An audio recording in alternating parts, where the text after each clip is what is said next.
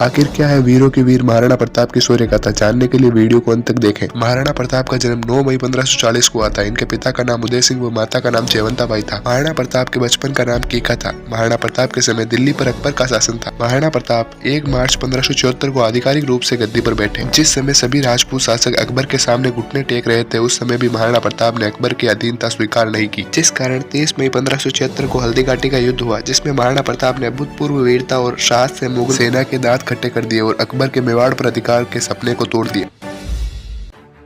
सम्राट पृथ्वीराज चौहान। हेलो दोस्तों, सम्राट पृथ्वीराज चौहान चौहान वंश के हिंदू क्षेत्रीय राजा थे। उन्होंने अजमेर और दिल्ली पर राज किया था। सम्राट पृथ्वीराज का जन्म 1166 ईस्वी में अजमेर में हुआ था। इनके पिता के मृत्यु के बाद 13 साल की उम्र में ही उन्होंने अजमेर के राजगढ़ की गद्दी संभाली। पृथ्वीराज चौहान और मोहम्मद गोरी के बीच तराइन के युद्ध हुए। प्रथम युद्ध में मोहम्मद गोरी ने पृथ्वीराज चौहान के सामने घुटने टेक दिए, परंतु द्वितीय तराइन के युद्ध में मोहम्मद गोरी ने पृथ्वीराज चौहान को हरा दिया। मोहम्मद गोरी ने पृथ्वीराज चौहान की आंखें फुड़वाकर उन्हें बंदी बनवा लिया। पृथ्वीराज चौहान को जब उनकी अंतिम इच्छा पूछी गई तो उन्होंने अपने शब्दभेदी बाण का कला प्रदर्शन करने की बात कही।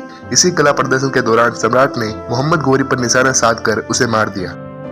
एक ऐसा राजपूत योद्धा जिसके शरीर पर 80 घाव लगे, फिर भी वह दुश्मनों से लड़ता रहा। हेलो फ्रेंड्स, मेवाड़ के महाराणा सांगा का जन्म 12 अप्रैल 1482 को माना जाता है। राणा सांगा अपने पिता के बाद 1509 ईस्वी में मेवाड़ के उत्तराधिकारी बने। राणा सांगा का शासनकाल 1509 से 1527 तक रहा। राणा सांगा ने इब्राहिम लोदी, बाबर एवं महमूद खिलजी आदि आक्रांताओं से अपनी मातृभूमि की रक्षा की। राणा सांगा पहले शासक थे जिन्होंने विदेशी आक्रमणकारियों के खिलाफ राजपूत शासकों को एकत्रित कर लिया था। राणा सांगा ने विदेशी आक्रमणकारियों के खिलाफ कई लड़ाइयां लड़ी। युद्धों में उनके शरीर पर लगभग 80 घाव हो गए थे। उनकी एक आंख, एक हाथ और एक पैर भी क्षतिग्रस्त हो गया था। फिर भी मातृभूमि की रक्षा के लिए वे शत्रुओं से लड़ते रहे।